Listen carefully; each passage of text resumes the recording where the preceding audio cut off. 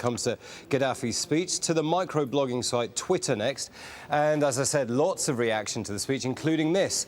He's naming tribes in Zaire. He's trying to force Libya to become tribal, but he will lose. The speech has also caused some confusion. The carnage in Libya must stop. A leader who crushes his own people does not deserve that name or that position. And a somewhat satirical take. So we the people who are busy popping pills and enjoying our tanks and weapons get order from bin Laden? Glad that's sorted. And back to you, David, and we'll have more later. Yeah, I know we will. It keeps on coming in, and thank you very much indeed for that. Not just Imran, but also all those of you out there who are making the effort to get us that material. I'm going to talk to Ibrahim Jibril now, Libyan political activist, been on our screen many times since all of this started. You listened to Gaddafi. He made very little sense to me, did he to you? He never makes much sense anytime he talks anyways, but there were a few things that perhaps we should stop to look at in what he said. The theme of people who are taking pills and hallucinations and so on continues to recur. This is one thing that he and his son talked about. We have reports, confirmed reports, that actually there were the mercenaries that were flown in on the 15th and the 16th of February, that at least one plane load that came in from the south of Libya had all the Africans that were in it were all stoned out of their minds. Yeah, let's talk about what Gaddafi said rather than other events elsewhere. So one interesting thing that he continues to talk about is that this is we have to understand his character and mentality. This is an arrogant man who always talks and behaves as if he is the father of everything and knows everything. So he's telling people, by the way, I think that there were concessions that he was trying in his own weird way once to make to people. So he was saying, this is the way I read it, he was, number one, he was bribing people by reminding him and telling them that you can have loans, interest-free loans, houses, cars, all these things that you can get now, as if in the last 41 years he didn't have a chance to do that, but now he will distribute those.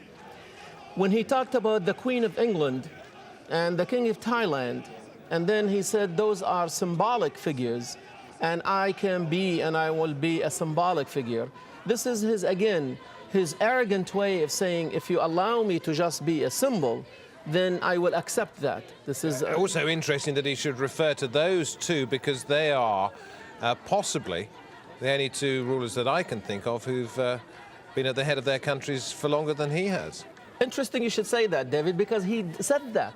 He said those are the only two rulers that have been there longer than me.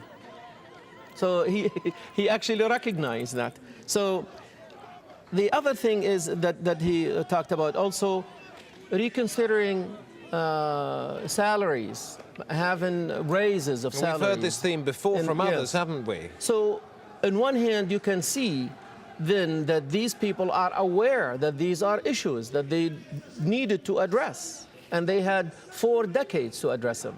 But that didn't happen. Lastly, it is so arrogant that he finally offers condolences, but he offered condolences for 4 people, and 4 people from his own security forces.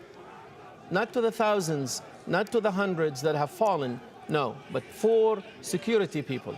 Now, I'm having difficulty identifying where the pictures we're seeing on our screen were shot. You got any idea, Ibrahim? No. All we know is that it is Gaddafi with those people who are chanting their support for him. Yes. Now, it's interesting that he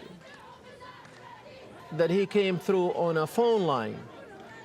So he probably doesn't have the courage to even come out on the streets, so to come on camera. So we don't really know what state he's in. We don't even know actually that this was him, for all we know. We can speculate, but let's assume that it was him. he didn't even have the courage to come out of his rat hole that he's hiding in Bab al-Aziziyah in Tripoli to face camera and to speak on camera, let alone go out on the streets. So he's still under self-imposed house arrest in Tripoli. I'm going to stop you for a moment there, Ibrahim. One of our correspondents out in the field is Jamal Al-Shayal, who's at the border between Libya and Egypt. Gaddafi there talking for some considerable time and making a number of points, but not offering the concessions that a lot of people who've been on the streets would have wanted. Have you had a chance to talk to anybody there? Because I know there are a lot of people coming out of Libya who may have heard that. What have they been saying? Yes, David, indeed. I'm actually joined by one of them, a gentleman here called Ahmad Al-Majiri, who's from the eastern part of Libya. And I was just speaking to him a short while ago, and it was one of the main points that's coming across is the fact that Gaddafi had to speak over the phone, and they're seeing this as a symbol of weakness and possibly his last moments. Unfortunately, the language difference is making it difficult. So I'm just going to ask Ahmad a question in Arabic and hopefully translate to our viewers some of the sentiments being expressed. عماد تقول لي ايش رايك في الحكي معمر القذافي بخصوص انه هذه كلهم شباب بياخذوا ادويه بياخذوا مخدرات وهذه الاشياء.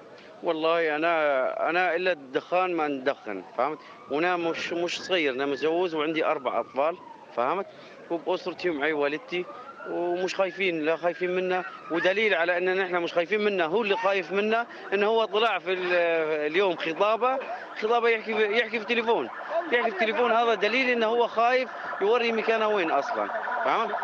So Ahmad is telling me that he, as you can see, he's not young. He's well over 20. In fact, he's married and has 4 children. And he is opposing Gaddafi, and he took part in those demonstrations in the east.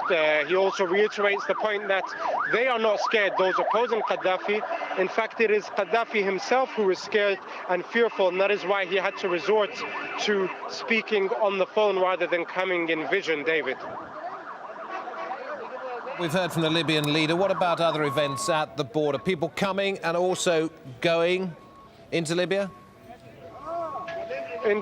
Indeed, and as you can hear behind me, there is an ambulance siren. We do often hear ambulances coming to the border to try and pick up those lucky enough to make it to the Libyan side of the border. There is still that traffic.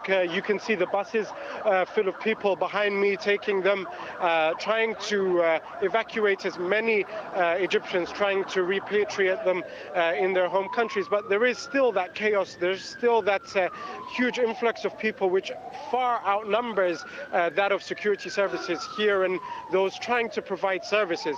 There is also still that flow of non-governmental organizations and volunteers, the Red Crescent and doctors who are making the journey the opposite way through that border and trying to reach those in need inside Libya, David. Yeah, thank you. That's Jamal Al-Shayal at the Egyptian-Libyan border crossing, lots of people going backwards and forwards. And I suppose it illustrates very well the speed of communication these days, that there we were listening to Colonel Gaddafi talking on the phone rather strangely to a Libyan